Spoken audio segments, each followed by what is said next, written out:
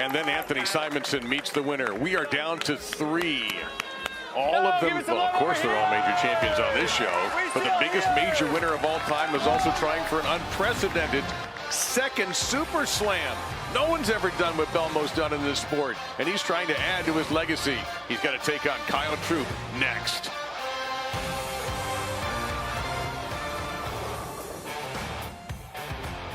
Easier said than done some days, Belmonte. We take a look at number 2 versus number 3.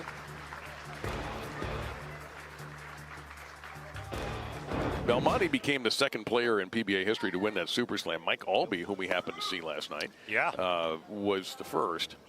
Yeah, we saw him at a dinner last night. You and I had dinner with a couple of friends. George Branham III joined us. The bowling legend. Yeah.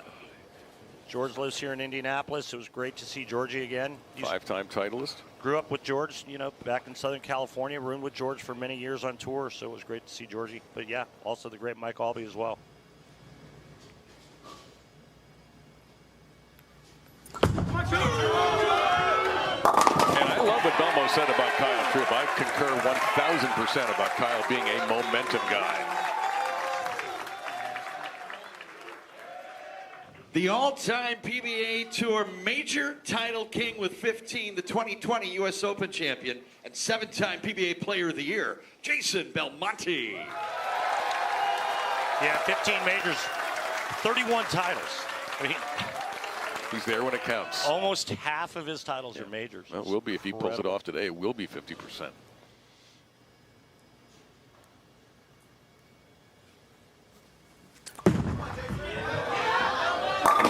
Ooh, no. It's a quiet 10 for Belmonte. Well, that's something you don't see very often from two-handers, especially Jason Belmonte with a high rev rate, the flat 10.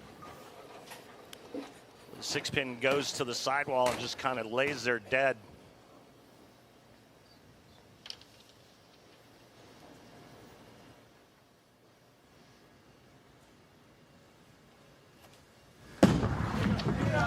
Uh-oh. Well, waiting around for his turn to bowl, waiting through a couple of games, and Belmonte with an uncharacteristic gaff. Really not even that close. Well, he struggled with the approaches all week long, and he's missed a ton of spares this week and still managed to qualify second. As we take a look at his arsenal,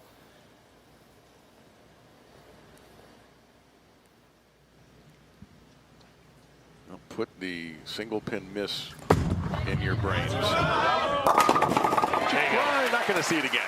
And getting back to his arsenal, he's using the IQ Tour.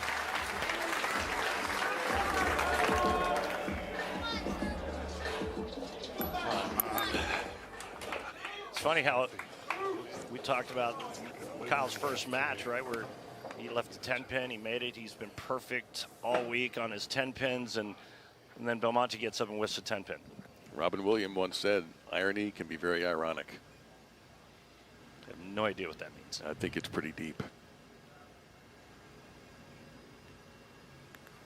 Bam. And speaking of deep, that was pretty deep in the pocket. Deep on the lane, you can see he's approaching fifth arrow. 24.7. Watch this. That looked like it went right over fifth arrow. 7 arrows on the lane. He still has some room. Picking it out. Oh, that hair, that's beautiful. I love it. Yeah, if Kyle ever wants to go incognito, he just doesn't blow up the hair. He just lets it go flat, and he can go anywhere. Yep. Nobody, you know. Once he blows it up, though, forget about it. Can't walk through the airport looking like this. He will get mobbed.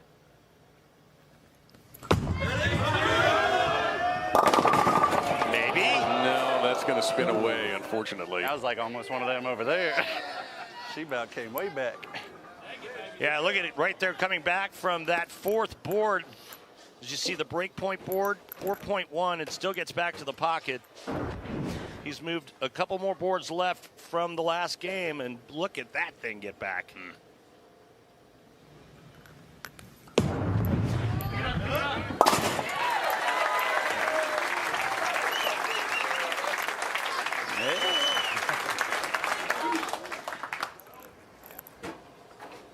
So Belmonte, who missed the 10-pin in the first frame on this lane, then came back and struck in the second.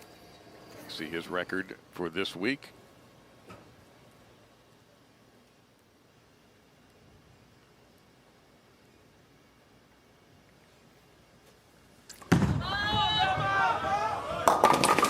That sounded terrible. 4-6, 7-10, the big four.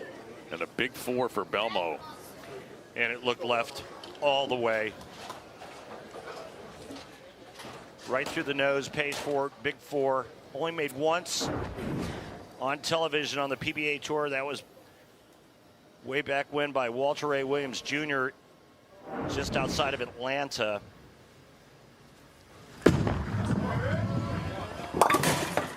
So he takes his meds. Okay. That's a sour taste for Belmo. Okay. Pressures of the U.S. Open. They can get even to the best. But look what he does when it's time to recover. That's astonishing, 61%. And that's the difference between a great player and a guy who scuffles, is you can break bad momentum. Like that.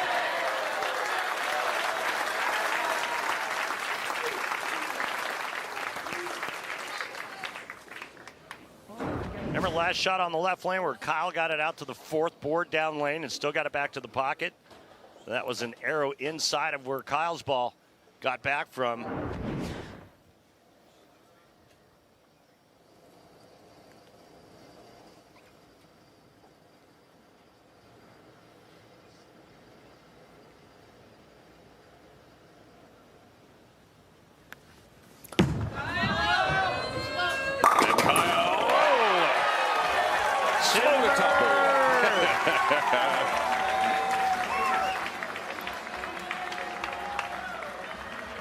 Hey, registration for the 2024 PBA LBC National Championships is now open to bowlers of all skill levels and from all centers. The PBA LBC National Championships is heading to a new location outside Chicago and includes 2 new junior divisions. You can compete in singles and optional doubles and team events. Even combine your scores with the pros. Enter today at pba.com/LBC tournament.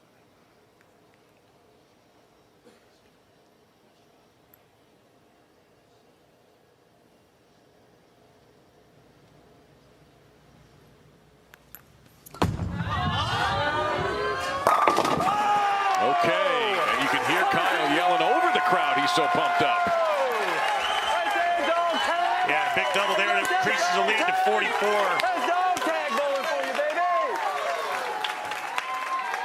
All right, let's head down to the floor and talk to tour rep for both Jason Belmonte and Kyle Troup. Tim Mack, Hall of Famer, what is happening with Belmonte and what does he need to do to get back in this? Yeah, listen, he's got to get the ball to the right, on the right lane. And if he gets it to the right in the right lane, he should be fine. But he's obviously struggling a little bit on the right lane. Left lane's been pretty easy for him. So if you don't figure out the right lane in a hurry, he's going to be in trouble. Kyle's got great ball reaction, real comfortable. And like Jason said, if he doesn't get it, if he lets Kyle get the momentum, it's going to be a problem. And Kyle has the momentum right now. Well, he got both shot or 2 out of 3 shots right on that right landing, flat 10 both times. Yeah, it's probably a ball change after commercial here. We'll see when we discuss the commercial. We'll see what happens. Thank you. Belmo, a little sarcastic verbal pat on the back there after he made that 10-pin. He's in a hole partly of his own doing. So we're gonna have to take it. Partly because of Kyle Troup. And you see he's never lost to him when the hot lights are on.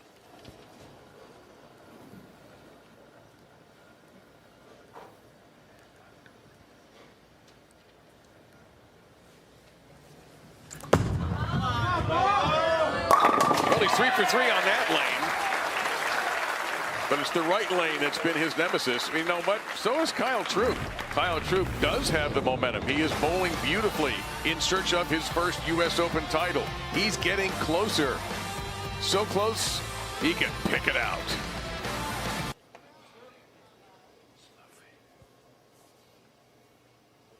We did see one big comeback earlier today by E.J. Tackett over Bill O'Neill.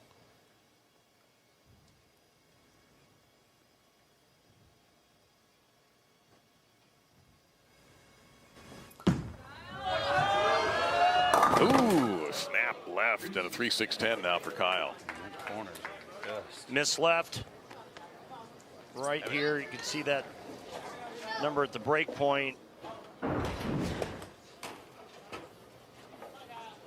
Looked a little slower as well.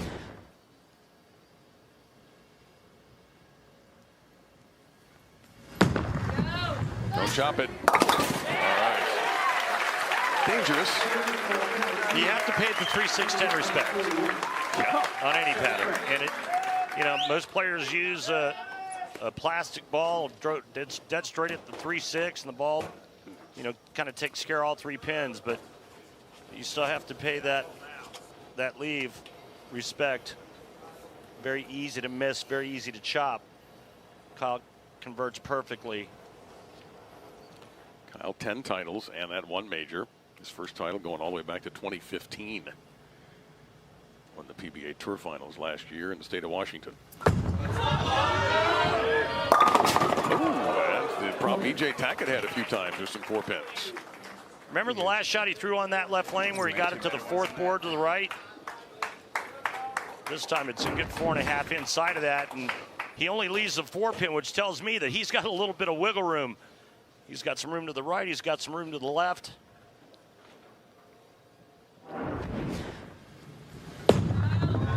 And it's also the same lane that Jason Belmonte struck every time on. All right, let's go back. You eavesdropped on the conversation between Tim and Jason. What did you get out of that? What I got was there's going to be a ball change on the right lane, and sure enough, he's going to a different piece of equipment. 7-time Chris Schenkel PBA Player of the Year, tied with Walter for the most all-time. He's actually going to a virtual energy blackout, as you can see right there.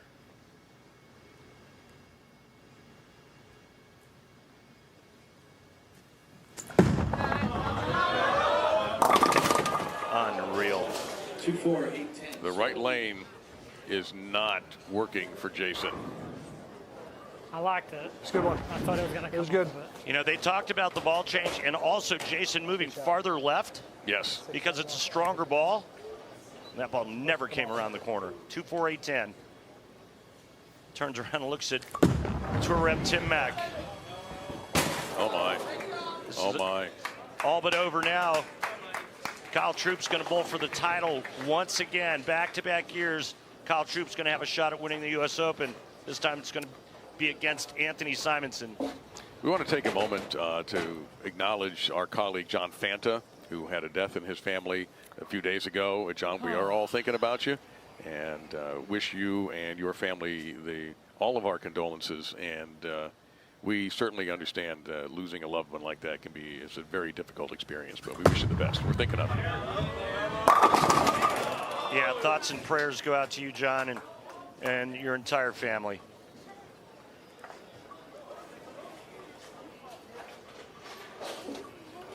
Yep, Kyle Troup's moving on. Last year it was EJ Tackett who beat him in the finals. This year he's going to get a shot at Anthony Simonson.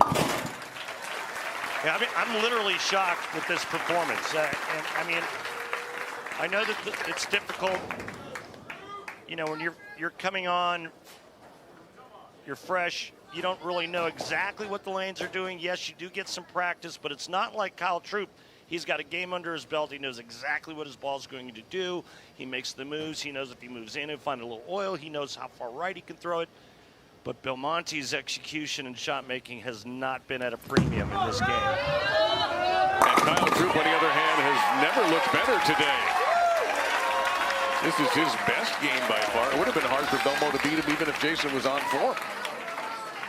And it could be the highest game we've had on the telecast today. Remember, that's standing at 212. Tackett had 212 against O'Neill in our first match, and then last game, Troup 212 to Tackett's 200.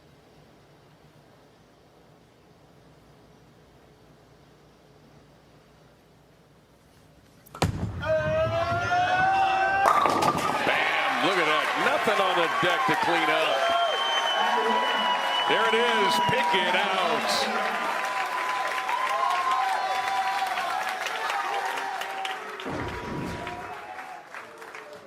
This is the Just Right Strike, brought to you by Just Bear, the mindful choice for high-quality protein with no antibiotics ever. Just right, just Bear, just picked. Just a solid game, but he was never tested, never pushed.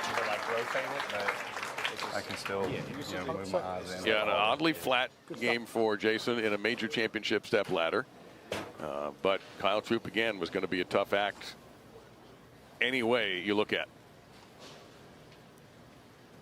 I mean, he can strike out for 177. It's like beyond flat.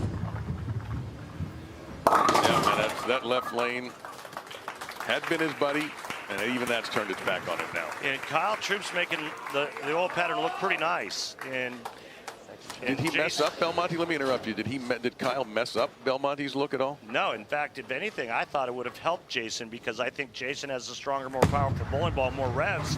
He could have moved left of Kyle Troup and created turbulence for Kyle. He would have been left of him, right? And he would have had a pretty much fresh part of the lane to himself, and then start shaping it kind of like Kyle was doing. But it just never materialized. You know, the flat 10's on the right lane. He gets it up the lane. It goes through the nose. Here's another ball change. See, and I thought he would have tried to shape it a little bit more like that shot. And again, it's so easy when you're sitting back here watching it. Of course. You step up on the lanes and you have to go with a decision, and you have to be committed to it. It was the wrong decision. And then there were two. The #1 seed, Anthony Simonson, taking on Kyle Troup. Kyle Troup looking for his first U.S. Open title. All he has to do is beat the human toolbox, the Swiss Army knife for professional bowling, and maybe the best in the world, Anthony Simonson. Next.